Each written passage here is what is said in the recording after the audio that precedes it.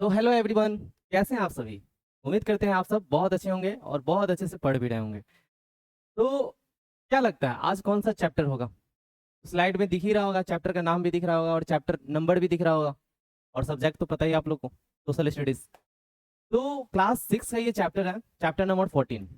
पिछला chapter just इसके पीछे वाला चैप्टर जो है हमारा 13 चैप्टर, उसी से रिलेटेड है हमारा ये चैप्टर। ठीक है, तो इस चैप्टर के जरिए हम लोग समझेंगे कि क्या है इस चैप्टर के अंदर, आखिर रिलेट क्यों है 13 रिलेट है 14 से, आखिर क्या बात है। ठीक है, तो 13 में हम लोगों ने क्या पढ़ा था कि एक्टिविटीज। 13 में हमने क्या पढ़ा, एक्टिविटीज, कि कितने तरह के एक्टिविटीज होता है, कौन सा इकोनॉमिकल है और कौन सा नॉन इकोनॉमिकल है। तो ये चीजें हमने देखी थे 13 में। ठीक है, तो इसी उसी चैप्टर को हम लोग कनेक्ट करके इसको पढ़ेंगे चैप्टर नंबर 14 को। और नाम भी कुछ उसी तरह का है, इकोनॉमिक एक्टिविटीज अराउंड अस, है ना। इकोनॉमिक एक्टिविटीज अराउंड अस, हमारे आसपास में जितने भी इकोनॉमिक एक्टिविटीज हो रहे हैं उसके बारे में जानेंगे कि कितने तरह का वो इकोनॉमिक एक्टिविटीज है। क्या उसके अंदर भी डिवीजन है, तो हाँ है। तो आगे हम लोग समझेंगे कि क्या डिवीजन है और नाम क्या है और पर्पस क्या उन दोनों का, तीनों का। तीन डिवीजन है, मैंने राज खोल दिया। अब तीनों डिवीजन को आगे चलकर पढ़ेंगे, है ना। तो आइए हम लोग स्टार्ट करते हैं चैप्टर को, social studies chapter number 14, economic activities around us. ठीक है, तो the root of prosperity is economic activity, the lack of it bring material distress, the absence of fruitful economic activities endangered both current prosperity and future growth। तो भाई यहाँ पे बहुत important point लिखा हुआ है हमारे कौटिल्याज अर्थशास्त्र के अंदर, यानी जो जो कौटिल्य थे उनका जो बुक था अर्थशास्त्र, उसमें ये लिखा हुआ है कि जो रूट है, मतलब पेड़ का जो जड़ होता है उसी पे टिका होता है पेड़, है ना। रूट पे ही टिका होता है पेड़, तो ठीक उसी तरह किसी भी कंट्री के लिए उसका इकोनॉमिक एक्टिविटी उसका रूट का काम करता है। हमारे कंट्री में मैन्युफैक्चरिंग होता है, एग्रीकल्चर होता है, सर्विसेज प्रोवाइड किया जाता है, तो यही सब हमारा इकोनॉमिक एक्टिविटीज है जो कि रूट का काम करता है, मतलब पेड़ का जड़ का काम करता है। जैसे पेड़ को प्रोटेक्शन देता है जड़, ग्रोथ भी देता है जड़ और प्रोटेक्शन भी देता है, ठीक है, आंधी से तूफान से। तो ठीक उसी तरह प्रोटेक्शन देता है हमारे किस चीज को, एक्टिविटीज, ये प्रोटेक्शन देता है किस चीज को, ग्रोथ का, यानी ग्रोथ होगा इसके वजह से। ग्रोथ के साथ साथ फ्यूचर, यानी करंट का तो बात अलग ही है, करंट में तो होगा ही, करंट में भी होगा, मतलब प्रेजेंट टाइम पे भी ग्रो होगा, बट फ्यूचर के लिए भी बहुत इंपॉर्टेंट है हमारा क्या, इकोनॉमिक एक्टिविटीज। ठीक है, तो इकोनॉमिक एक्टिविटीज बहुत इंपॉर्टेंट है फ्यूचर के बिहाफ में और हमारे करंट सिचुएशन या प्रेजेंट सिचुएशन के ग्रोथ के लिए भी। ओके, तो आगे बढ़े यहाँ से। तो ये कुछ पॉइंट्स था जो कि एनसीईआरटी में दिया हुआ था, इसलिए मैंने रिसीव कर लिया वहां से। ठीक है, और ये जो है कौटिल्याज यानी चाणक्य को आप लोग जानते होंगे, बहुत सारा उनके बहुत ज्यादा उनके बारे में दुनिया में बहुत फेमस है वो। तो कौटिल्य और चाणक्य एक ही नाम है, ठीक है। और उनका किताब था अर्थशास्त्र। ठीक है, तो अर्थशास्त्र में ये चीज लिखा हुआ है, ठीक है, ये चीज जो यहाँ ऊपर में है। तो आइए जानते हैं आगे। तो अब हम लोग पढ़ेंगे चैप्टर को। ठीक है, तो सबसे पहले, और हर क्लास में मैंने यही बताया है कि सबसे बड़ा क्वेश्चन क्या है भाई हमारे इस चैप्टर में। ठीक है, तो इस चैप्टर में सबसे बड़ा क्वेश्चन क्या आता है, तो तीन क्वेश्चन यहाँ पे सबसे बड़ा क्वेश्चन है, तो तीनों क्वेश्चन को जानेंगे हम लोग। तो पहला क्वेश्चन है कि how are economic activities classified. Just अभी मैंने कुछ राज खोले थे कि तीन क्लासिफिकेशन हुआ है हमारे इकोनॉमिक एक्टिविटीज का। तो ठीक वही चीज यहाँ पे बता रहा है हमारा कि कितने इकोनॉमिक एक्टिविटी जो है क्लासिफाइड हुए हैं, कितने कैटेगरी में। ठीक है, तो ये क्वेश्चन है। तो तीन कैटेगरी में, तीनों का नाम आगे पता करने वाले हम लोग। दूसरा क्वेश्चन क्या है, बड़ा क्वेश्चन, कि भाई what differentiate this activities to be grouped into sectors. तो भाई हर सेक्टर में आखिर इनका क्या रोल होता है, इन एक्टिविटीज का क्या रोल होता है, ये भी जानेंगे। इस क्वेश्चन का भी आंसर हम लोग को मिलने वाला है। ठीक है, क्या अंतर है इन तीनों में, ठीक है, क्या अंतर है ये भी देखेंगे कि पहला सेक्टर, दूसरा सेक्टर और तीसरा सेक्टर में क्या अंतर है, क्या डिफरेंसेस है और क्या रीजन है उसको डिवाइड करने का, ये भी समझेंगे हम लोग। ठीक है, तो आइए थर्ड क्वेश्चन पे नजर डालते हैं हम लोग। How are the three sector interconnected, और ये भी जानेंगे कि क्या वो तीनों सेक्टर एक दूसरे से इंटरकनेक्टेड हैं, क्या वो तीनों सेक्टर एक दूसरे से मिले हुए हैं। तो हाँ, ये भी सच है, बट क्यों सच है ये हम लोग चैप्टर के जरिए समझेंगे और आगे बढ़ के ये चीज को जानेंगे। ठीक है, तो आइए चैप्टर को भी स्टार्ट करते हैं। चैप्टर को स्टार्ट करते हैं और जानते हैं कि आगे क्या होने वाला है और क्या टॉपिक आने वाला है सबसे पहले। तो ये हमारा पिक्चर था जो कि हमारा एनसीईआरटी में दिया हुआ है कि ये अलग अलग सीन दिख रहा है हम लोग को, बिल्डिंग्स, गाड़ी, दुकान, इधर बहुत सारा चीज दिख रहा है हम लोग को। तो ये सारा एक्टिविटीज है जो कि इकोनॉमिक एक्टिविटीज के रूप में दिख रहा है हम लोग को। ठीक है, तो आइए थोड़ा चैप्टर का ओवरव्यू देख लेते हैं कि चैप्टर कहना क्या चाह रहा है। ठीक है, तो ओवरव्यू में क्या है भाई समझते हैं। तो over the decade, the number of economic activities has increased. Tremendously. क्या बोल रहा है कि बीते हुए कुछ दशक में, यानी 20 से 25 साल, 20-30 साल के बीते हुए, 20-30 साल का मतलब पास्ट का बात कर रहा है, 20-30 साल पहले का, कि बीते हुए कुछ सालों में, बीते हुए कुछ डिकेड्स ऑफ ईयर्स में the number of economic activities has increase tremendously. बोल रहा है कि इकोनॉमिक एक्टिविटीज बढ़ गया है। पहले लोग जो करते थे उससे अब हटकर भी कुछ कुछ करने लगे हैं। पहले दूध बेचते थे सिर्फ, अब दूध का प्रोडक्ट बनाकर बेचने लगे हैं। तो ये जो है एक्टिविटीज जो है क्या हो गया, इंक्रीज हो गया, बढ़ गया। यानी क्या हो गया भाई, सेक्टर अलग हो गया, एक्टिविटीज अलग हो गया। इसलिए बोल रहा है यहाँ पे क्या, कि बहुत ज्यादा चेंजेस देखने को मिला है। ठीक है, जैसे एग्जांपल के तौर पे ले लेते हैं हम लोग कि earlier most people were involved in activities such as agriculture, livestock rearing, production of tools, pottery and weaving cloth. ये कुछ एग्जांपल्स हैं जो कि बता रहा है कि एंशियंट टाइम पे, मतलब बीता हुआ टाइम पे लोग ये एक्टिविटीज किया करते थे, और आज के टाइम पे ये एक्टिविटीज में कुछ ना कुछ बदलाव आ गया है, कुछ ना कुछ इसमें अपडेट आ गए हैं। ठीक है, चेंज नहीं हुआ है, बस अपडेट कर दिया गया है। कैसे हम लोग कोई गेम वगैरह खेलते हैं तो उसमें अपडेट आता है ना, अपडेट आता है, तो वो अपडेट ही यहाँ पे देखने को मिलेगा। क्या भाई, कि पहले के लोग एग्रीकल्चर तो करते थे, बट एग्रीकल्चर करके फैक्ट्री में बिस्किट नहीं बनाते थे। ठीक है, पहले के लोग लाइव स्टॉक रियरिंग तो करते थे, मतलब मिल्क निकालना, उससे वूल निकालना, लेकिन अब जो है उसको निकालने के बाद उससे प्रोडक्ट बना रहे हैं, है ना, नया प्रोडक्ट बना रहे हैं। प्रोडक्शन ऑफ टूल्स, ठीक है, प्रोडक्शन ऑफ टूल्स तो पहले होता ही था, बट आज के टाइम पे अपडेटेड टूल्स आ गए हैं जो कि काम को आसान कर दिया है, चीजों को आसान कर दिया है। ऐसा ऐसा टूल्स आ गया है। ठीक है, पोट्री, वीविंग क्लोथ्स, ये सब चीजें जो है हमारे एवरीडे लाइफ में देखने को मिलता है। बहुत सारा मिट्टी का बर्तन वगैरह, साथ में वीविंग क्लोथ, बुना हुआ जो कपड़ा आता है ना, मम्मी दादी जो बुन देती है, मतलब ऊन से और स्वेटर बना देती है। ऊन एक धागे के फॉर्म में होता है और 2 कांटा ले लेती है, उसी से जो है कि हमारा स्वेटर तैयार हो जाता है। ठीक है, तो वो है हमारा एक्टिविटीज। तो ये कुछ एक्टिविटीज है जो कि ट्रेडिशनल है, लेकिन अब क्या ये बुनाई होता है, अब तो डायरेक्ट मशीन में डालो कपड़ा निकल जाता है ना, तो कितना इजी हो गया चीज, है ना। तो इसीलिए बोला जा रहा है यहाँ पे क्या, कि बहुत ज्यादा बदलाव हुआ है इकोनॉमिक एक्टिविटीज के अंदर। ठीक है, तो as societies progressed, the number of economic activities through which people earn their livelihood increased vastly। बोल रहा है कि इसी इकोनॉमिक एक्टिविटीज के थ्रू जो है, मतलब इसी के थ्रू जो है क्या हुआ, एवरीडे लाइफ में जो है लोग अर्न करने लगे। अपने दिनचर्या में लोग एक्टिविटीज करके लोग अर्न करने लगे, पैसा कमाने लगे। तो भाई कैसे पैसा कमाने लगे, आखिर एग्रीकल्चर करके पैसा कैसे कमाया जा सकता है, ये तो आप भी जानते होंगे कि एग्रीकल्चर करके पैसा कैसे कमाया जा सकता है। एग्रीकल्चर किए और जो भी हमारा अनाज उगा उसको हम लोग क्या करते हैं, सेल कर दिए, या फिर उसी अनाज को हम अपने मतलब घर पे भी या फिर फैक्ट्री के अंदर क्या किए, बिस्किट के फॉर्म में बना दिए। तो क्या हो गया, उस अनाज से हम लोग पैसा कमा सकते हैं। कैसे भाई, तो बिस्किट को बेचेंगे मार्केट के अंदर जाकर। तो ये चीजें हैं। ठीक है, तो लाइवलीहुड चलाने लगे, अर्न करने लगे, और बहुत ज्यादा ये चीज होने लगा।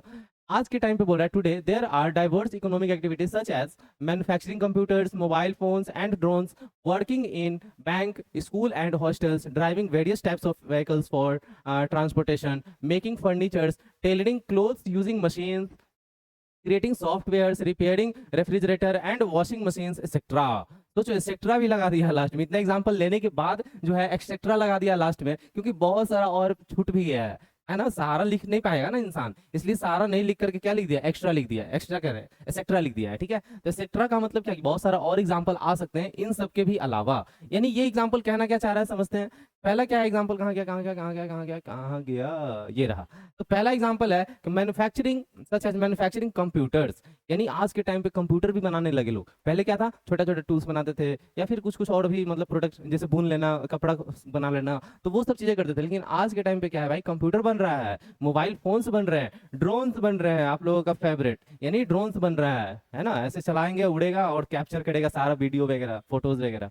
वर्किंग इन बैंक में लोग काम कर रहे हैं ना। पहले के टाइम पे क्या था, बैंक वगैरह कुछ नहीं था पहले, मतलब एक हाथ पैसा लो और उसके बदले मतलब कुछ ब्याज लगता था, और जो है कि कुछ टाइम दिया जाता था, उसके बाद पैसा वापस देना होता था। ठीक है, लेकिन आज के टाइम पे क्या है, बैंक है हमारा। ठीक है, तो स्कूल एंड हॉस्टल्स, ये भी चीजें आ गया है, पहले नहीं था ये सब चीजें, स्कूल हॉस्टल नहीं था। Driving various types of vehicles for transportation, बहुत सारा ट्रांसपोर्टेशन में बहुत सारा गाड़ी, अलग अलग तरह का गाड़ी। जैसे आप लोग को क्या मतलब चिट्ठी भी भेजना हो तो क्या प्लेन से वो जाता है चिट्ठी, पता है ना, स्पीड पोस्ट करोगे ना। अगर मान लेते हैं कि किसी अदर स्टेट्स बहुत ज्यादा दूर है, तो क्या होता है, प्लेन से वो चिट्ठी जाता है। अगर आप जल्दी पहुंचाना चाहते हैं तो कोई फ्लाइट जाता है, तो उसके थ्रू वो सारा चिट्ठी चला जाता है हमारा। ठीक है, तो ठीक उसी तरह बहुत सारा और भी बहुत सारा ट्रांसपोर्टेशन होता है, ट्रैक्टर के जरिए, ट्रक के जरिए, बस के जरिए, ट्रेन के जरिए, प्लेन के जरिए, सब चीज के जरिए जो है ट्रांसपोर्टेशन होता है। अलग अलग टाइप्स का गाड़ी के ऊपर है जो कि ट्रांसपोर्टेशन होता है। ठीक है, मेकिंग फर्नीचर्स, टेलरिंग, यानी बहुत सारा फर्नीचर भी बनता है हमारे वुड से, है ना, लकड़ी से बहुत सारा फर्नीचर। टेलरिंग का काम होता है, क्लॉथ बनाया जाता है मशीन के द्वारा, ठीक है। मशीन का यूज करके क्या होता है, कपड़ा बनता है। कपड़ा बनता है तो भाई मार्केट में जाता है, फिर उसको सेल किया जाता है, फिर उस कपड़ा के जरिए जो है पैसा कमाया जाता है। तो दो तीन एक्टिविटीज एक ही काम में हो गया। इसी एक ही काम में दो तीन एक्टिविटीज हो गया, कपड़ा भी बनाए, ठीक है। पहले तो धागा का व्यवस्था किए, ठीक है। उसके बाद किए क्या, उस धागा को कपड़ा बनाए, फिर कपड़ा बनाने के बाद बेचे। तो वो तीनों एक्टिविटीज शामिल हो गया, पढ़ेंगे वो तीनों एक्टिविटीज क्या है, ठीक है। उसके अलावा क्रिएटिंग सॉफ्टवेयर, बहुत सारे सॉफ्टवेयर इंजीनियर होते हैं, वो सॉफ्टवेयर बनाते हैं कंपनी के अंदर। या फिर कोई ये है क्या बोलते हैं, कॉलेजेस है तो उसमें सॉफ्टवेयर इंजीनियर का पढ़ाई होता है, तो क्या क्या उसमें किया जाता है। तो सॉफ्टवेयर बनाने का भी एक कोर्स होता है जिसमें किया जाता है software engineering. Repairing refrigerator and washing machine, बहुत सारा मैकेनिक होता है, बहुत सारा इलेक्ट्रिशियन होता है, और भी बहुत सारा चीज जो है बनाने का काम करता है, चीजों को जो खराब हो गया उसको बनाने का काम करता है। तो वो सारे एक्टिविटीज भी शामिल हो जाते हैं हमारे इकोनॉमिक एक्टिविटीज में, ठीक है। तो अभी धीरे धीरे राज खुल रहा है, ठीक है, यहीं पे राज खुल गया धीरे धीरे, है ना, राज खुल गया ना। कोई क्या कर रहा है, खेती कर रहा है, लेकिन आज के टाइम पे यानी टुडे के टाइम पे जो है ये सारा नया एक्टिविटी जो है शामिल हो गया है। और भी बहुत सारा है, एक्सेट्रा लिखा हुआ है। तो classifying all these activities help us to understand how they function and the link they have with each other. तो क्या लिखा है यहाँ पे कि भाई आप बताइए कि क्लासिफाई जो किया गया है, यानी इकोनॉमिक एक्टिविटीज जो क्लासिफाई किया गया है, मतलब अलग अलग डिवाइड किया गया है, वो किस बेसिस पे किया गया है, क्यों, क्या डिफरेंट है एक दूसरे में, है ना, और एक दूसरे से क्या लिंक है दोनों का, है ना, कनेक्शन क्या है दोनों तीनों का, जो भी जितने तरह का भी एक्टिविटीज हैं। तो ये सब चीजें हम लोग पढ़ेंगे इस चैप्टर के जरिए। तो ये था हमारा ओवरव्यू कि क्या पढ़ना है इसमें हम लोग को। अब आगे देखते हैं नेक्स्ट स्लाइड की तरफ। तो यहाँ पे क्या दिखा है, यहाँ इसको रख दो, खाली स्थान है। चलिए आगे बढ़ते हैं। The classification of economic activities into economic sectors. तो भाई इकोनॉमिक एक्टिविटीज जो है इकोनॉमिक सेक्टर में क्लासिफाइड हो गया है। सोचिए यहाँ पे एग्जाम्पल क्या ले सकते हैं भाई, जैसे मान लेते हैं इकोनॉमिक एक्टिविटीज कर रहे हैं बहुत सारा इकोनॉमिक एक्टिविटीज कर रहे हैं। जैसे खेती करना भी इकोनॉमिक एक्टिविटीज हो गया, बिस्किट बनाना यानी अनाज के जरिए बिस्किट बनाना, वो भी इकोनॉमिक एक्टिविटीज हो गया, और बिस्किट को सेल करना वो भी इकोनॉमिक एक्टिविटीज हो गया। बट यही तीन सेक्टर में डिवाइड है, यही चीज तीन सेक्टर में डिवाइड है। वो सेक्टर है हमारा, और ये पहला सेक्टर दे दिया हमारा कौन सा, तीन सेक्टर है हमारा, कौन सा, प्राइमरी, कौन कौन सेक्टर देखना ध्यान से, प्राइमरी सेक्टर, सेकेंडरी सेक्टर और टर्शियरी सेक्टर। यानी ये तीनों सेक्टर में डिवाइड है हमारा कौन, इकोनॉमिक एक्टिविटीज, ये तीनों सेक्टर में, ठीक है। ये तीन सेक्टर में हमारा इकोनॉमिक एक्टिविटीज डिवाइड है, ठीक है। तो आइए जानते हैं आगे, एक एक करके चीजों को समझते हैं। अब प्राइमरी क्या है, सेकेंडरी क्या है और टर्शियरी क्या है। तो primary sector, A primary sector those economic activities, those economic activities, those economic activities in which people are directly dependent on nature to produce goods are known as primary activities और primary sector activities, economic activities, ठीक है।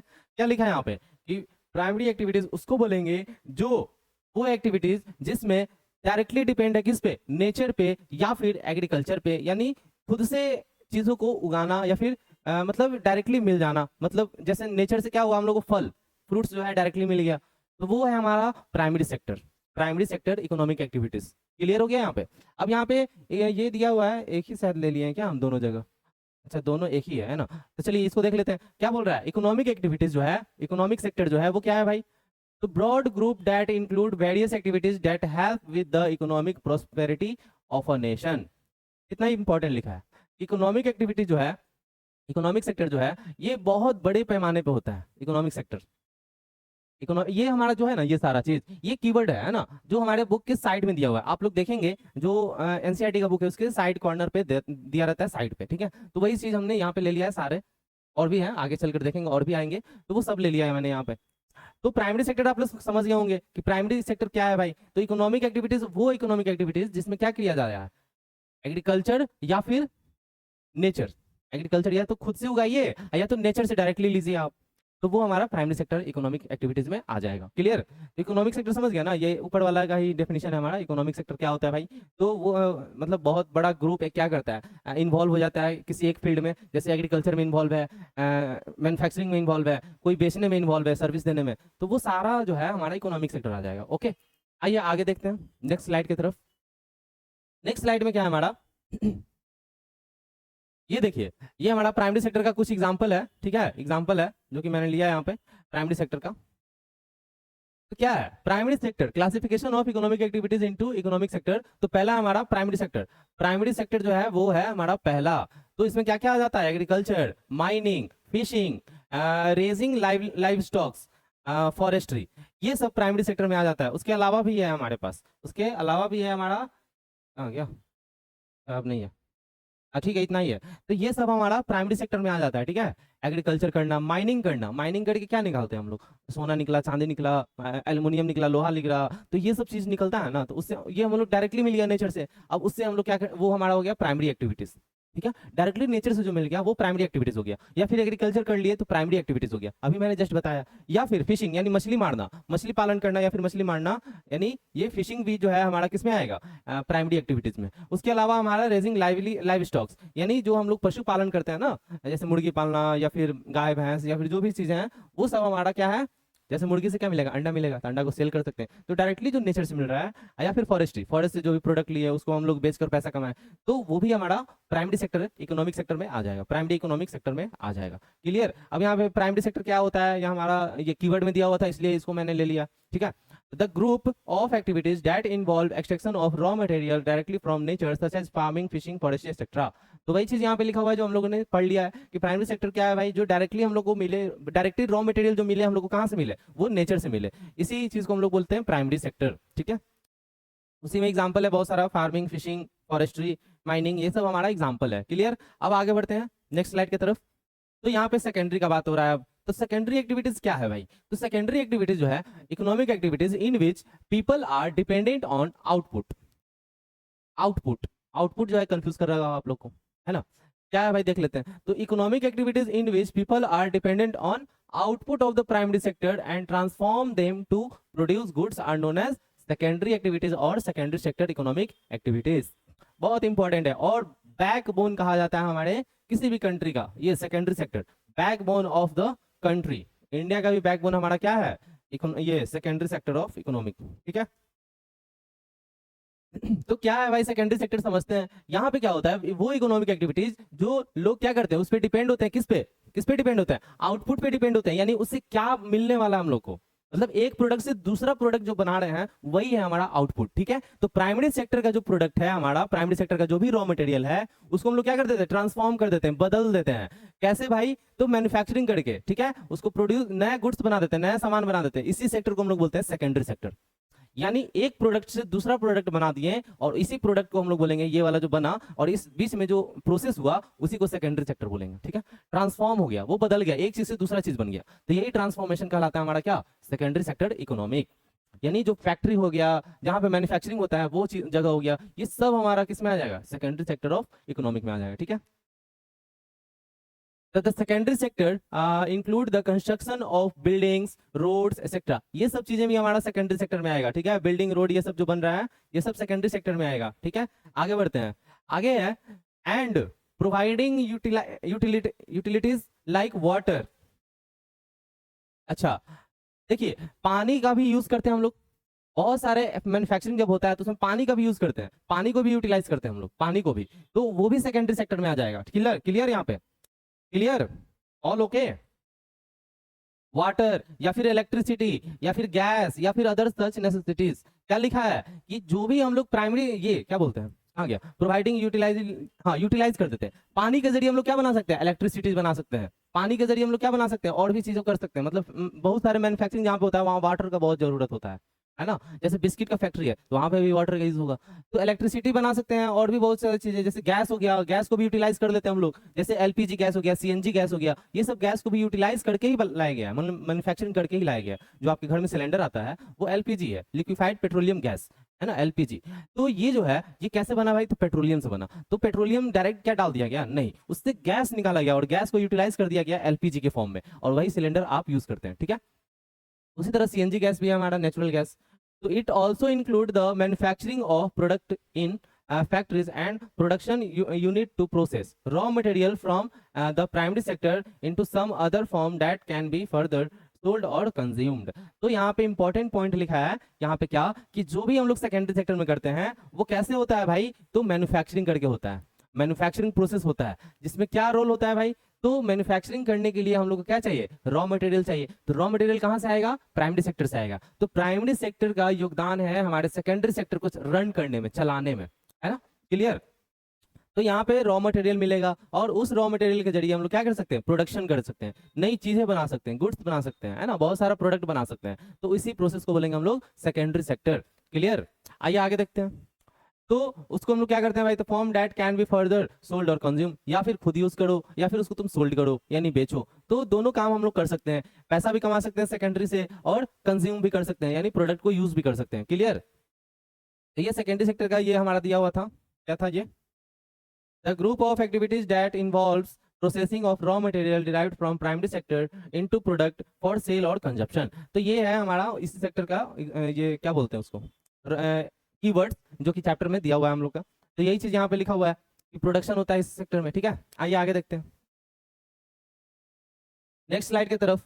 तो उसी का कुछ part है जो कि बहुत सारा एग्जांपल है हमारा, जैसे it also include the manufacturing of product in factories and production unit to process raw material from the primary sector into some other form that can be further sold और consumed. तो भाई primary sector से raw material आएगा और secondary sector में क्या होगा, उसको यूटिलाइज किया जाएगा, बदला जाएगा, दूसरा चीज बनाया जाएगा उससे, ठीक है। प्राइमरी सेक्टर में था गेहूं और गेहूं से बन गया बिस्किट, तो ये हमारा सेकेंडरी सेक्टर, ठीक है। तो मैन्युफैक्चरिंग किया जाएगा यहाँ पे, तो मैन्युफैक्चरिंग में बहुत सारा प्रोसेस होता है, ठीक है।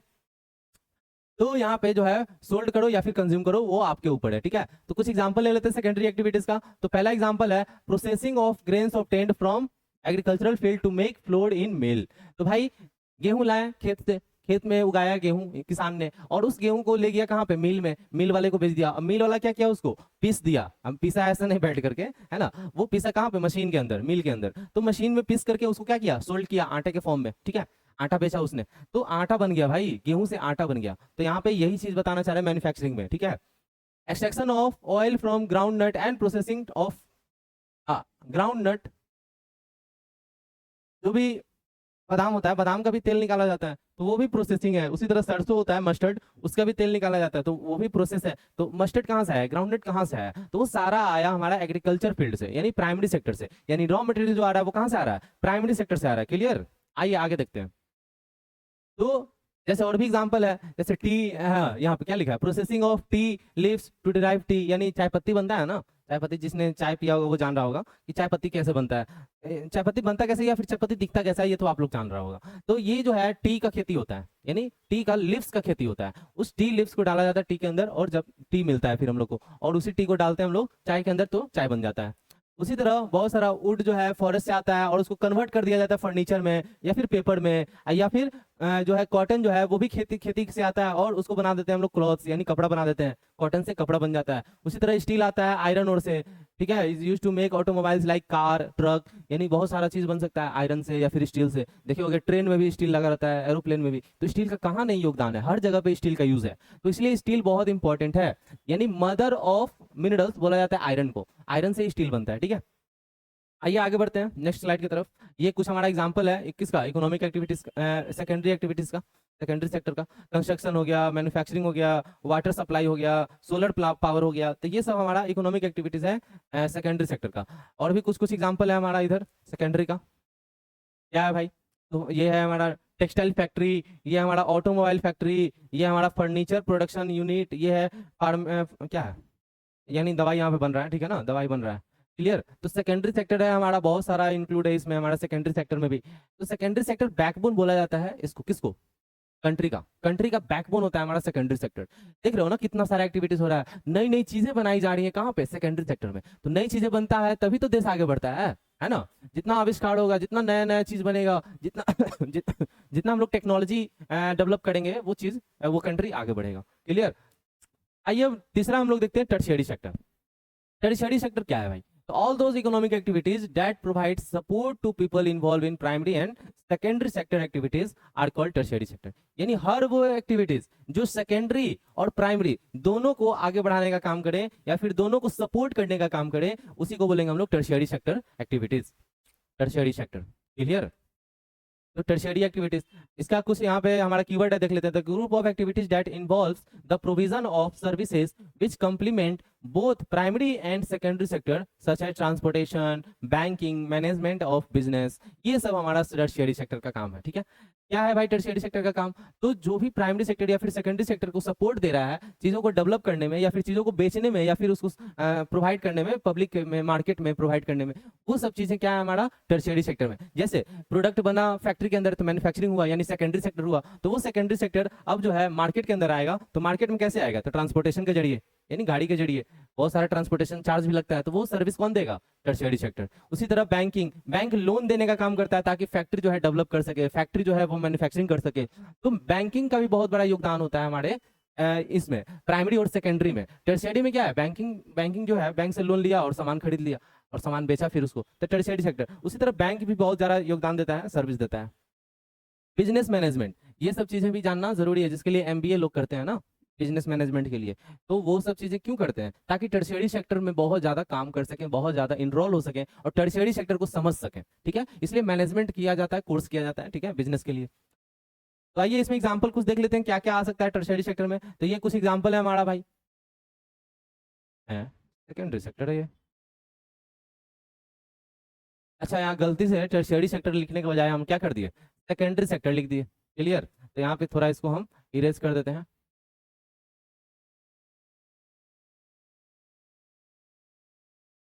हाँ ठीक है, यहाँ पे टर्शियरी सेक्टर होगा। ठीक है,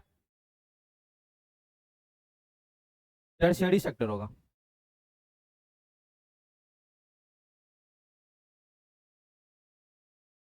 क्लियर? टर्शियरी सेक्टर का ये कुछ एग्जांपल है हमारा। ठीक है, टर्शियरी सेक्टर का। तो आइए देखते हैं एग्जांपल, समझते हैं। तो health care, trade and logistics, communication, banking, service eight airport, service eight restaurant, software development या फिर ट्रांसपोर्टेशन, ये सब हमारा टर्शियरी सेक्टर में आता है। यानी यहाँ पे अधिकतर लोग क्या कर रहे हैं? सर्विस प्रोवाइड कर रहे हैं, सर्विस प्रोवाइड कर रहे हैं, मतलब एक दूसरे का हेल्प कर रहे हैं और उसके जरिए पैसा मिल रहा है उनको। तो यहाँ पे टर्शियरी सेक्टर ये है हमारा, बहुत सारा एक्टिविटीज है। तो टर्शियरी सेक्टर में इतना सारा एक्टिविटीज है, तो इसी के जरिए इसको कुछ नाम भी मिल गया है भाई, जिसको हम लोग क्या बोलते हैं? Service sector. जस्ट अभी मैंने आप लोगों को बताया कि बहुत सारा लोग इसमें क्या कर रहे हैं? सर्विस प्रोवाइड कर रहे हैं, इसलिए इसको क्या बोलेंगे? Service sector. तो आइए जानते हैं, ये कुछ एग्जाम्पल्स है बहुत सारा। ठीक है, वेयर हाउस क्या होता है पता ही है आप लोग को? एक बहुत बड़ा बिल्डिंग जिसमें स्टोर किया जाता है प्रोडक्ट को। ठीक है, ताकि उसको बाद में बेच सके या फिर रेंट पे दिया जा सके। ठीक है, आइए। तो द फ्रूट और vegetable vendor sell the farm produce to household consumers, क्या लिखा है? यानी फल और सब्जी जो है, एक सेकेंड, चलिए। तो फ्रूट और vegetable vendor sell the farm produce to household consumers, यानी घर पे जो यूज होता है फ्रूट और वेजिटेबल, वो कहाँ से आता है?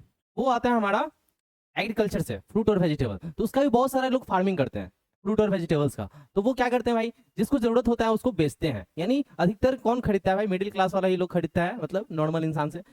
बड़े लोग तो क्या करते हैं? ऑनलाइन ऑर्डर कर लेते हैं।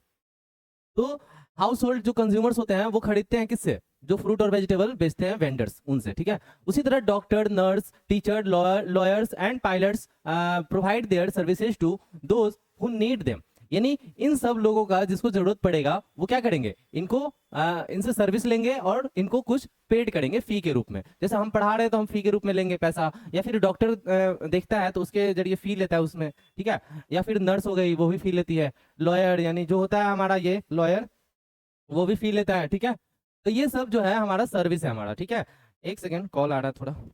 सो यहाँ पे क्या बोल रहा है कि ये सब लोग जो है वो क्या कर रहे हैं? सर्विस प्रोवाइड कर रहे हैं। एक,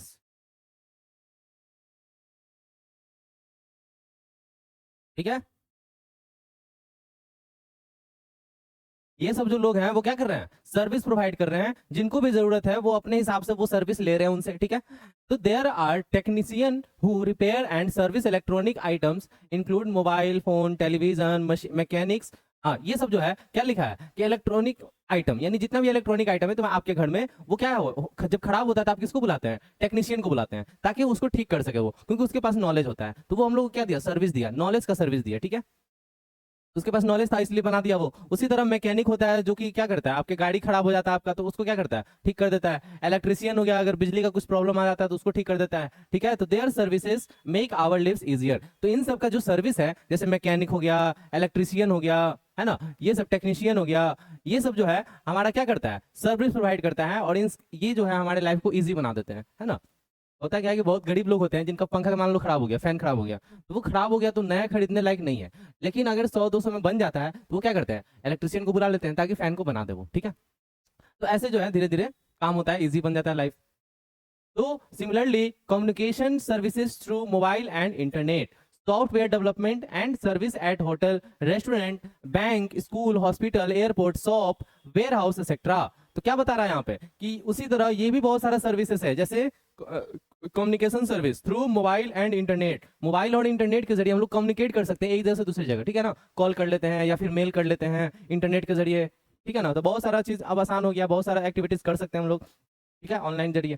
सॉफ्टवेयर डेवलपमेंट यानी बहुत सारा सॉफ्टवेयर डेवलपमेंट होता है, यानी सॉफ्टवेयर बनता है ना जिसके जरिए लैपटॉप, टीवी वगैरह ये सब चलता है ना सॉफ्टवेयर के जरिए। सर्विस एट होटल, होटल में बहुत सारा सर्विस दिया जाता है, जैसे वेटर हो गया या फिर शेफ हो गया, मैनेजर हो गया, ये सब सर्विस प्रोवाइड करता है, ठीक है, होटल के अंदर, रेस्टोरेंट के अंदर ये सब सर्विस प्रोवाइड करता है। होटल में बहुत सारा रिसेप्शनिस्ट होता है जो कि रूम वगैरह प्रोवाइड कराता है, ठीक है। बैंक हो गया, बैंक के अंदर जाओगे सर्विस प्रोवाइड करता है, कैशियर बैठा रहता है, उसी तरह मैनेजर रहता है, बहुत सारा वहाँ पे एम्प्लॉयज होता है जो कि हम लोग कस्टमर का सर्विस, कस्टमर को सर्विस देता है, ठीक है। हॉस्पिटल हो गया, एयरपोर्ट हो गया, शॉप हो गया, इन सब जगह पे भी सर्विस प्रोवाइड दिया जाता है, ठीक है। वेयर हाउस बताए थे ना जस्ट, वेयर हाउस की एक बिल्डिंग होता है जहाँ पे स्टोरेज किया जाता है प्रोडक्ट को, ठीक है, ताकि वो सोल्ड कर सके बाद में, ठीक है ना, चीजों को बेच सके या फिर रेंट पे दे सके, ठीक है। चलो आगे बढ़ते हैं। तो ये सब चीजें हमने पढ़ लिया।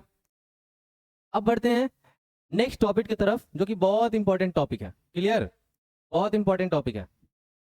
अब आएगा बात कि भाई कैसे तीनों सेक्टर जो है इंटरकनेक्ट हो गया, मतलब एक दूसरे से लिंक हो गया, मिल गया कैसे। तो ये चीज अब हम लोग समझेंगे, इंटरडिपेंडेंस अमंग सेक्टर्स, यानी ये तीनों सेक्टर जो है वो इंटरडिपेंड है एक दूसरे पे। The three types of economic sector, the three types of economic activities or economic sector play an important role in process of conversion of natural raw materials into finished product for final consumption। Clear, यहाँ पे लिखा है क्या कि जो तीनों sector है ना, प्राइमरी, सेकेंडरी और टर्शियरी, ये तीनों सेक्टर जो है वो तीनों एक दूसरे पे डिपेंड है और इंपॉर्टेंट रोल प्ले करते हैं किसमें, process of conservation of natural raw material into finished product. यानी एक गेहूं से लेकर के एक फिनिश्ड बिस्किट तक, यानी बिस्किट बनाने तक का जो प्रोसेस है वो तीनों एक दूसरे से कनेक्ट है। जैसे फार्मिंग हुआ तो प्राइमरी सेक्टर हुआ, गेहूं निकला वहां से, तो प्राइमरी सेक्टर किसको दिया, सेकेंडरी सेक्टर, यानी जहां पे फैक्ट्री है बिस्किट बनाने वाला उसको बेचा, तो वो क्या किया, बिस्किट बनाया, तो बिस्किट बना सेकेंडरी सेक्टर में, फिर बिस्किट जो बना उसको बेचने जाएगा ना भाई, एक्सपोर्ट करेगा ना कहीं पे मार्केट के अंदर, तो ट्रांसपोर्टेशन चार्ज हुआ, या फिर कोई बेच रहा है तो अपना मटेरियल बेच दिया, मतलब खरीदा था फैक्ट्री से और बेच दिया, तो वो सारा हमारा टर्शियरी सेक्टर में आ जाएगा। तो क्या है भाई, एक दूसरे से कनेक्ट है, तीनों एक दूसरे से कनेक्ट है। तो यहाँ पर वही लिख रहा है कि रॉ मटेरियल से लेकर के एक फाइनल गुड तक जो है एक दूसरे से कनेक्ट है, बन रहा है।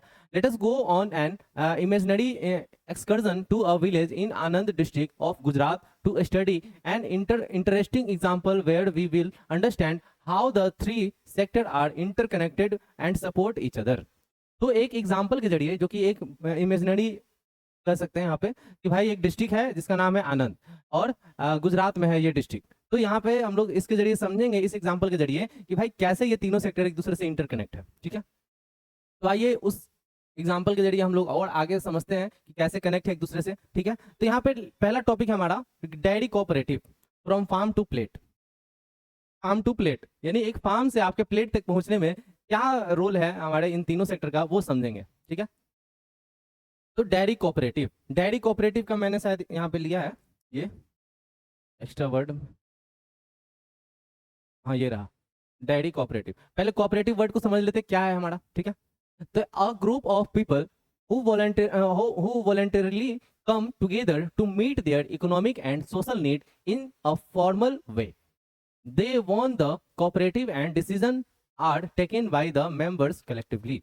देखो, एक ग्रुप ऑफ पीपल होता है ना, ग्रुप ऑफ पीपल होता है, लोगों का समूह होता है, लोगों का समूह होता है जो क्या करते हैं, एक साथ आते हैं और एक जगह पे their economic and social need in formal way, यानी फॉर्मल वे, यानी एक कायदे कानून को फॉलो करते हुए जो क्या करते हैं, वो लोग एक जगह होते हैं, एक जगह होने के बाद एक मीटिंग होता है कि भाई हम लोग इतना सारा उत्पादन कर रहे हैं, यानी कोई दूध बहुत ज्यादा उगा रहा है, दूध उगा रहा है, मतलब दूध निकाल रहा है गाय से, यानी एक तरह से गाय का वो ये कर रहा है, गाय को पाल रहा है और दूध उससे निकाल रहा है, तो वो दूध जो है ऐसे ही मतलब अपना किसी को बेच दिया, फिर अपना किसी और को बेच दिया दूध, मतलब ऐसे ही जो है सेल कर रहा है। तो उस सेल को क्या किया इन लोगों ने कोऑपरेटिव के जरिए एक जगह पे किया, ठीक है। अब कोऑपरेटिव वर्ड आया कैसे और कौन लाया, ये चीज हम लोग पढ़ेंगे आगे, ठीक है।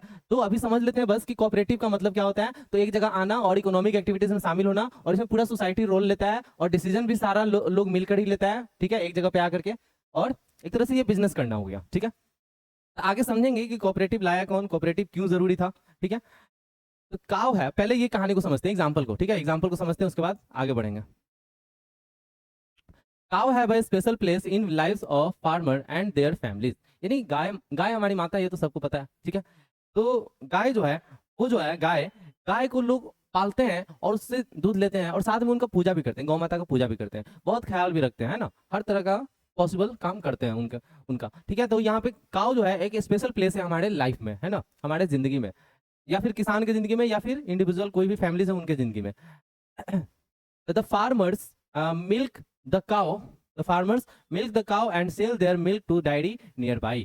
तो क्या करते हैं, फार्मर दूध निकालते हैं गाय से और उसको नजदीकी कोई डायरी में जाकर के बेच देते हैं। डायरी किसको बोलते हैं भाई, डायरी किसको बोलते हैं, डेडी, डेडी, डायरी नहीं, डेडी बोलते हैं। किसको बोलते हैं, डेडी। ये भी हम लोग वर्ड देखे थे, यहाँ पे लिया है ना, डेडी है क्या इसमें, नहीं, इसमें तो नहीं है।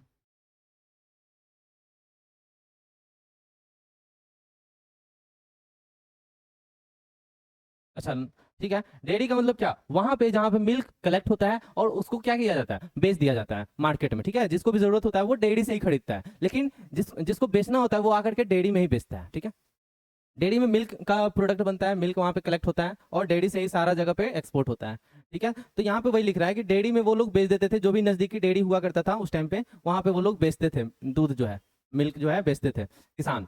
At the end of the month they get paid for the milk based on it quantity and quality. तो भाई यहाँ पे देखो, और ये चीज मैंने देखा है कि क्वांटिटी और क्वालिटी के जरिए ही जो है उसका पैसा बनता है किसान का। यानी दूध का क्वांटिटी कितना है वो तो ठीक है, दूध का क्वालिटी कैसा है ये भी देखा जाता है डेयरी के अंदर। डेयरी जहाँ पे होता है ना वहाँ पे क्वालिटी भी देखा जाता है कि कहीं दूध में पानी तो नहीं मिलाया हुआ है। तो ये चीजें देख कर भी दूध को खरीदा जाता है, और दूध तभी जो है प्योर होता, प्योर होगा या फिर इम्प्योर होगा बात अलग है, पानी कितना मिलाया है उसका तो बात अलग है, वो तो चेक हो जाता है वहाँ पे।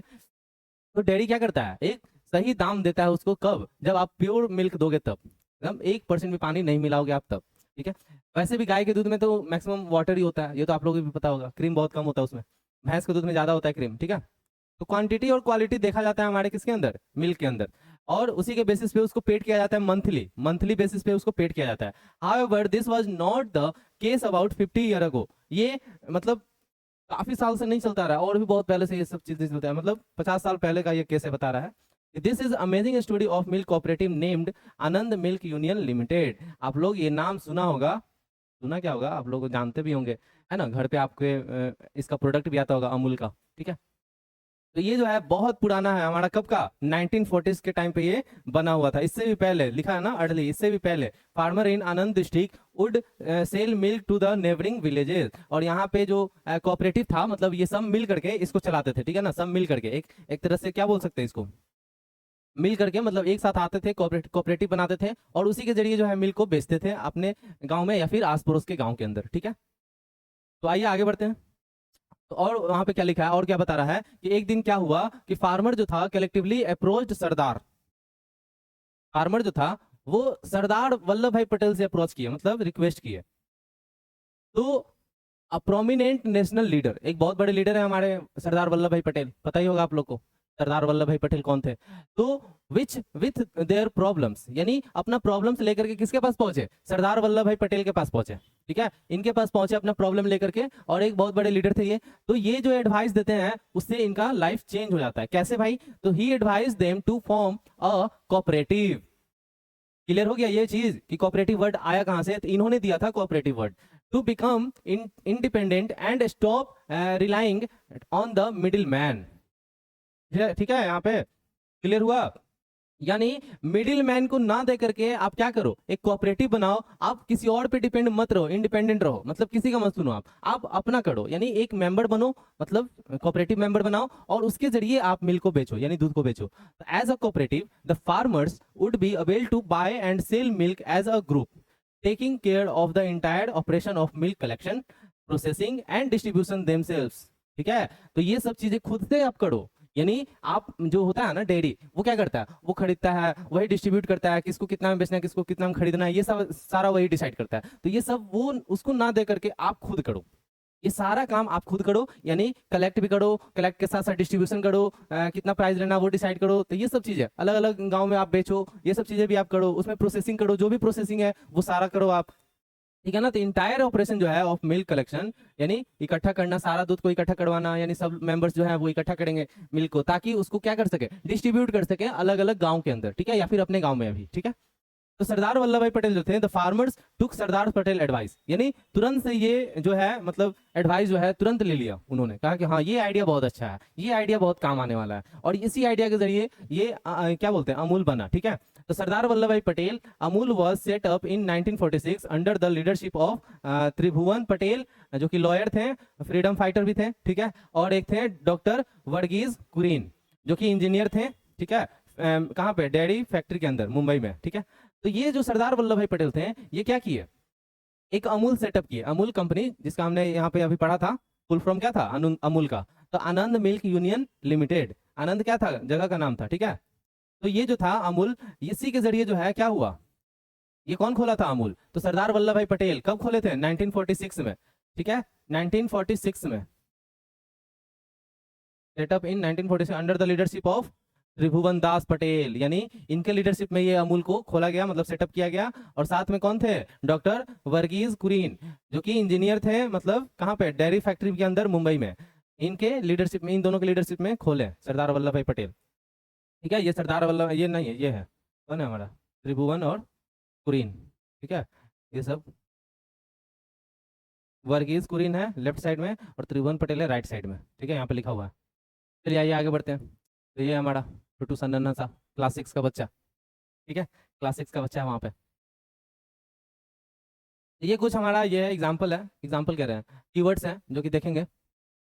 This initiative brought farmers, including women, together and gave them to control over the production and sale of milk. यानी ये जो शुरुआत हुआ था हमारा कोऑपरेटिव का, इसके जरिए बहुत सारे फार्मर्स जो है वो क्या हुए, कलेक्ट किए, यहाँ तक का मतलब बहुत सारे फार्मर इसमें इनरोल हुए, वुमेन मतलब शामिल हुई, और एक जगह मिल करके सब क्या करते थे, इस पे कंट्रोल रखते थे, प्रोडक्शन करते थे, over the production and sale of milk, यानी बेचना है क्या, कितना बेचना है, कितना प्रोडक्शन करना है, ये सब पे कंट्रोल करते थे ये सब मिलकर, ठीक है, क्योंकि एक कोऑपरेटिव था, ठीक है, सब लोग मिलकर के काम करते थे। तो collectively made their own decision on all matters such as production, pasteurisation and sale of milk.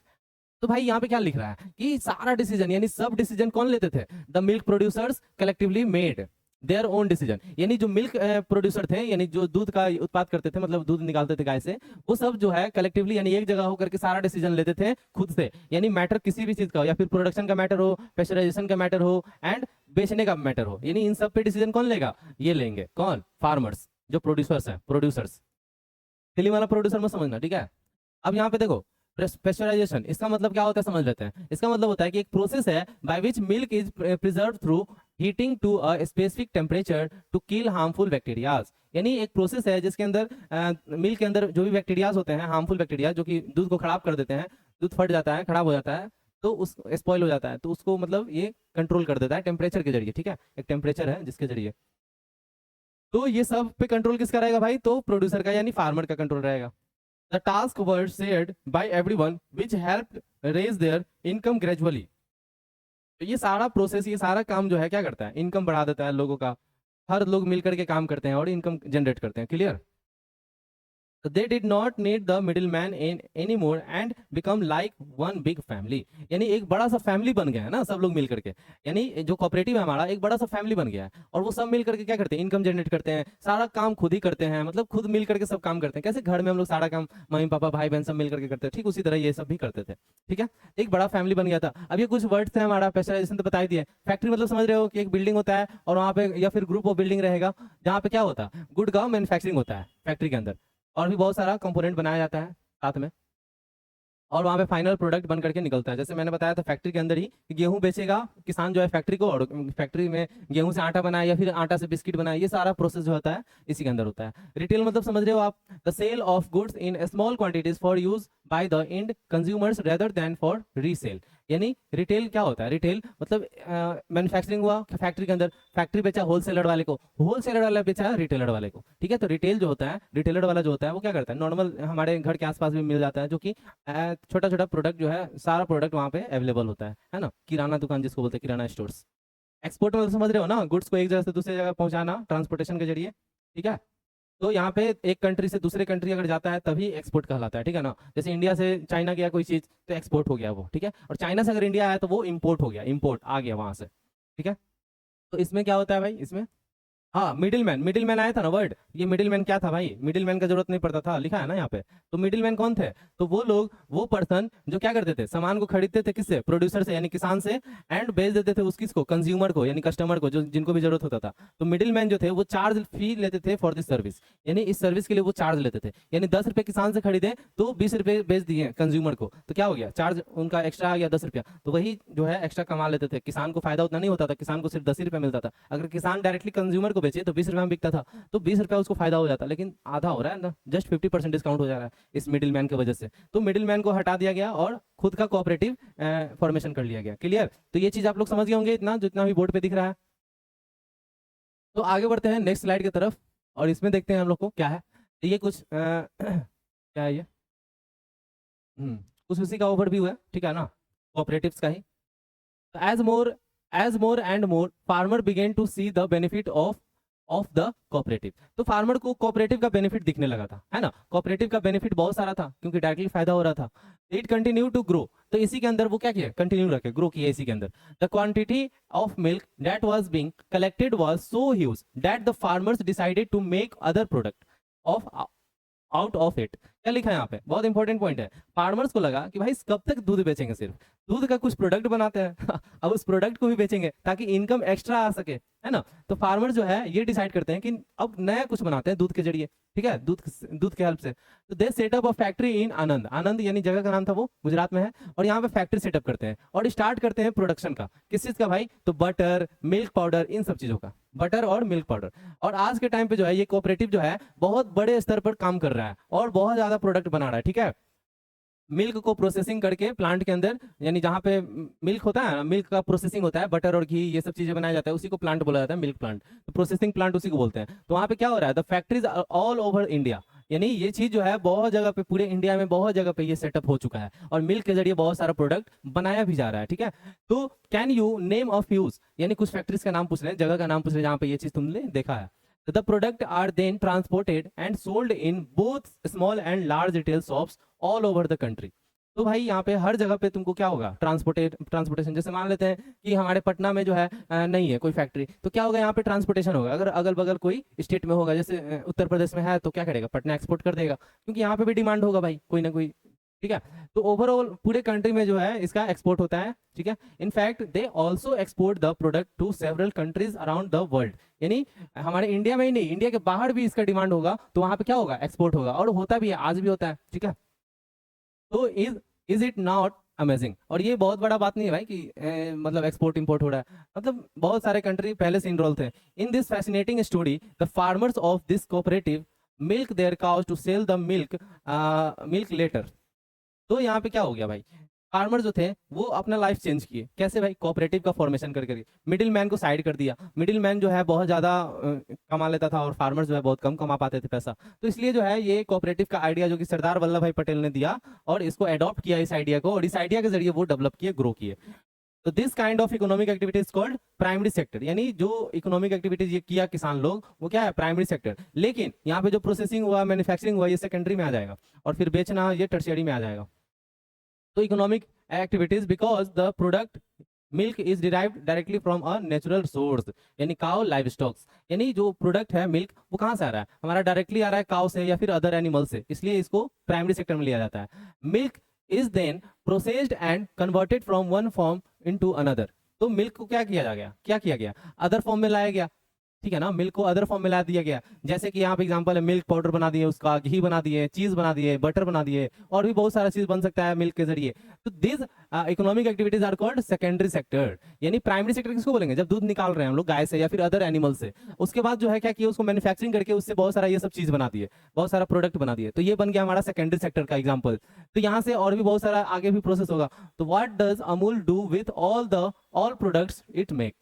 तो भाई क्या करता है अमूल, भी वैसे ही करता है। अमूल जो है क्या करता है कि सारा प्रोडक्ट बनाया है ना अपने फैक्ट्रीज के अंदर, I sell them in various places, और उसको फिर बेच देता है। Amul uses lorries and trucks as well as railway, air and shipping services to transport it product. यानी अमूल क्या करता है, यूज करता है किसका, ट्रांसपोर्टेशन सिस्टम का, यानी एयरवे, लैंडवे, रेलवे, ये सब वाटरवे, सब ट्रांसपोर्टेशन का यूज करता है। आपने पढ़ा भी होगा कि land transport, water transport, air transport, ये 3 तरह का ट्रांसपोर्ट होता है ना, इन तीनों को यूज किया कौन, अमूल, और अलग अलग जगह पे प्रोडक्ट को भेजा। It has set up retail stores and supplies milk and milk product to other shops in town, cities and villages all over Gujarat as well as in different states across India. Here transportation, trading and retail is the tertiary sector. तो ये सारा जो है अलग अलग चीज हो रहा है यहाँ पे, ट्रांसपोर्टेशन हो रहा है, अलग जगह पे भेजा जा रहा है, ट्रेडिंग हो रहा है यानी व्यापार हो रहा है, साथ में रिटेलिंग हो रहा है यानी सामान जो बेच रहा है वो, तो वो ये सारा सेक्टर आ जाएगा हमारा टर्शियरी सेक्टर में। क्लियर। तो यहाँ तक आप लोग समझ गए होंगे सेकेंडरी, प्राइमरी, टर्शियरी एक दूसरे से कनेक्टेड है, रिलेटेड एक दूसरे से। क्लियर। तो जस्ट लाइक अमूल के जैसा ही बहुत सारा और भी ब्रांड है हमारे कंट्री में या फिर आउट ऑफ कंट्री में। तो there are many other milk cooperative under brand such as, जैसे कुछ का नाम दिया यहाँ पे कि Nandini from Karnataka, Mother Dairy from Delhi NCR, Aavin from Tamil Nadu, Vijaya from Andhra Pradesh, ये सब कुछ मिल्क प्रोडक्शन का काम करते हैं, बहुत सारा ब्रांड है। केवी फ्रॉम नागालैंड, सुधा हमारे बिहार का, ठीक है, हमारे बिहार का सुधा जो है बहुत ही फेमस ब्रांड बन चुका है आज के टाइम पे बिहार में, ठीक है, आउट ऑफ स्टेट में भी है, बिहार से बाहर भी है। तो ये सब है हमारा कुछ एग्जांपल। वेरका फ्रॉम पंजाब, ये है एग्जांपल पंजाब का, और भी बहुत सारा होगा। Can you name one comparative around you that. क्या आपके शहर में कोई है वैसा जो नाम जानते होंगे इसका, जहाँ पे ये मिल्क कोऑपरेटिव चलता है, ठीक है। तो ये कुछ ब्रांड्स का नाम है जो कि मिल्क प्रोवाइड करता है या फिर डेयरी प्रोडक्ट। चलिए आगे बढ़ते हैं। तो ये हमारा कुछ टेबल है, इसके जरिए क्या देखेंगे, ये देखिए पेड़ काटा गया, फिर पेड़ को ये छील दिया गया, उसका ऊपर छाल जो होता है उसको निकाल दिया गया, फिर उसको ले गया गया फैक्ट्री के अंदर उसके पल्प बनाया गया, पल्प से फिर ये बनाया गया, पेपर बनाया गया सुखा करके, ठीक है।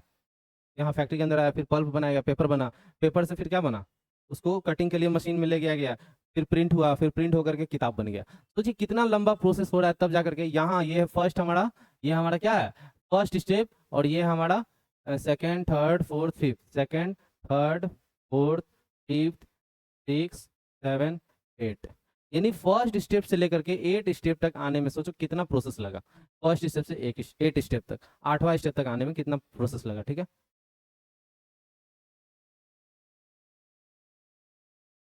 तो ये सारा हमारा प्रोसेस लगा, ठीक है। तो ये प्रोसेस में हमारा क्या हुआ, पेड़ कटा और कॉपी या फिर नोटबुक बना, तो ये सारा प्रोसेस लगा। तो पेपर बना, फिर पेपर से फाइनली प्रोडक्ट बना, बुक बना, ठीक है। Would have been possible had it not been for all 3 sectors working together. तो अगर ये चीज पॉसिबल आपको करना है, यानी पेड़ से डायरेक्टली आपको किताब बनाना है, तो क्या होगा, इसमें सारे सेक्टर को इनरोल होना बहुत जरूरी है, यानी तीनों सेक्टर को, प्राइमरी, सेकेंडरी और टर्शियरी, ये तीनों सेक्टर अगर मिलकर काम करेगा तभी ये चीज पॉसिबल है, नहीं तो पॉसिबल नहीं है, ठीक है। तो इसलिए बहुत इंपॉर्टेंट है ये चीज हमारे लिए। तो ये चैप्टर हुआ हमारा फिनिश, है ना, फिनिश हो गया ये चैप्टर है हमारा कौन सा 14, इसके पहले जो था 13 उसी से रिलेटेड है। अब आप चैप्टर 13 भी देखना, फिर 14 देखना, तभी ये चैप्टर समझ में आएगा, नहीं तो समझ में नहीं आने वाला। क्लियर। तो आइए इस क्लास को अब ओवर करते हैं, और आज के लिए इतना ही, मिलते हैं नेक्स्ट चैप्टर को लेकर। और लाइक कीजिएगा, सब्सक्राइब कीजिएगा चैनल को, और शेयर जरूर कीजिएगा अपने फ्रेंड्स में, ताकि आपके क्लासमेट भी आपका तारीफ करें कि भाई अच्छा तुमने भेजा है एक वीडियो जिसको मैंने देखा और चैप्टर समझ में आ गया, ठीक है। तो लाइक, शेयर और सब्सक्राइब जरूर कीजिए चैनल को। ओके, मिलते हैं नेक्स्ट क्लास में नेक्स्ट चैप्टर को लेकर। Okay, thank you.